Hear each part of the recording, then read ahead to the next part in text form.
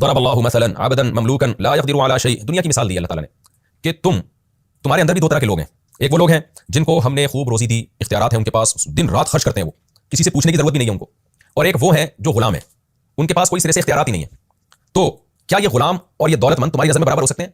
जाहिर नहीं हो सकते। तुम्हें जब कोई काम करना होता है, जाना होता है, तो उस दौलतमंद के पास जाते हो तुम, और वो दौलतमंद भी अपने आप को गुलाम के बराबर नहीं समझता। तो ये कैसे पॉसिबल है कि हालांकि दोनों इंसान हैं, गुलाम भी और उसका आका भी, दोनों इंसान होने के बावजूद तुमने इतना फर्क रखा हुआ है, तो खुदा में और मखलूक में तुमने कैसे फर्क खत्म कर दिया? यानी जब आपने कह दिया ना कि अल्लाह के दर पे जाओ या बुत के पास जाओ, तो इसका मतलब तुमने तो अल्लाह और बुतों में फर्क ही खत्म कर दिया है। तो इतना भी फर्क नहीं रखा जितना इंसानों के दर्जात में आपस में फर्क होता है। हालांकि अल्लाह और मखलूक में उससे ज्यादा फर्क रखना चाहिए था। तो ये भी एक खारजी मिसाल दी गई है जो सोसाइटी में, मुआशरे में, जो आसानी से उनकी समझ में आ जाए कि हम इन बुतों से जब दुआएं मांगते हैं वही दुआ अल्लाह से भी मांग सकते हैं, इससे भी मांग सकते हैं। मतलब ये तुमने अल्लाह और बंदे में तो कोई, यानी उस बुत में तो कोई फर्क नहीं छोड़ा। इतना फर्क तो कम से कम रखते हैं ना जितना तुम अपने और अपने गुलामों में फर्क रखते हो। उसकी मिसाल दिया दरबल्लाहु मसलन अब्दन ममलूका। अल्लाह मिसाल बयान करते हैं गुलाम की जो ममलूक है, ला यक़दिरु अला शै, जिसको कोई कुदरत ही नहीं है किसी चीज की, वो अपनी मर्जी से कुछ कर ही नहीं सकता। वमन रज़क़नाहु मिन्ना रिज़्क़न हसना। दूसरी तरफ वो शख्स है जिसको हमने खूब अच्छी रोजी दी है और इतने इख्तियारात हैं, उसको युनफ़िक़ु मिन्हु सिर्रन व जहरा, जब चाहता है छुपा के खर्च करता है, जब चाहता है दिखा के खर्च करता है, कोई पूछने वाला नहीं है उससे। हल यस्तवून, क्या ये दोनों बराबर हो सकते हैं? ज़ाहिर नहीं बराबर हो सकते। अल्हम्दुलिल्लाह, फरमाए तमाम तारीफें अल्लाह के लिए हैं। तो क्या मतलब, जब तमाम तारीफें अल्लाह के लिए हैं, जबकि दुनिया में मालदार आदमी के लिए तमाम तारीफें नहीं होती, फिर भी इस मालदार और गुलाम में तुम फर्क करते हो, तो जो तमाम तारीफों के लायक है उसमें और इन बुतों में क्यों फर्क नहीं कर रहे तुम? उसमें और बनी हुई मखलूक में तुम फर्क क्यों नहीं कर रहे? बल अक्सरुहुम ला यअलमून, लेकिन इनमें से अक्सर लोग फिर भी नहीं जानते। होना ये चाहिए था कि अल्लाह काबिल तारीफ था, तो मखलूक और अल्लाह को ऐसा मुमताज और जुदा रखते, कहते भाई अल्लाह के लिए तो किसी मखलूक की मिसाल बनती नहीं है, अल्लाह और मखलूक में तो कोई मुमासलत, कोई जोड़ है ही नहीं, सारी मखलूक एक जैसी मोहताज है। यानी हम अपने गुलाम को अपने से जितना कमतर समझते हैं, इस पूरी मखलूक को अल्लाह के मुकाबले में उससे भी ज्यादा हमें कमतर समझना चाहिए। व ज़रबल्लाहु मसलन रजुलैनि अहदुहुमा अबकमु ला यक़दिरु अला शैइन व हुवा कल्लुन अला मौला।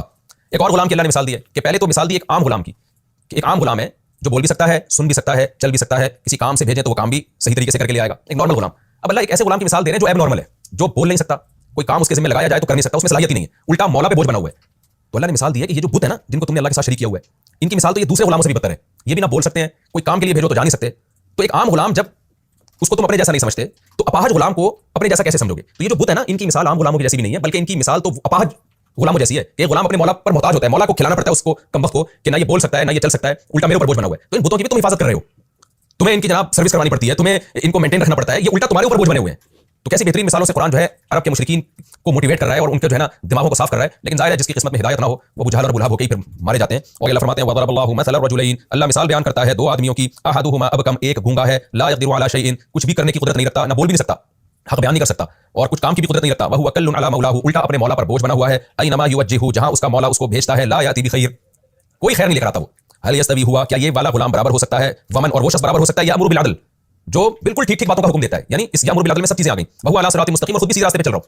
ज़हीन भी हो, यानी तो गुलाम भी ना हो, क्योंकि गुलाम के मुकाबले में जिक्र किया ना, तो वो खुद ब खुद ये साबित हो गया कि दूसरी जो मिसाल दी जा रही है वो उसकी जो गुलाम नहीं, जो बात भी ठीक कर रहा है और सिराते मुस्तकीम पर भी चल रहा है, खुद भी सीधे रास्ते पर है।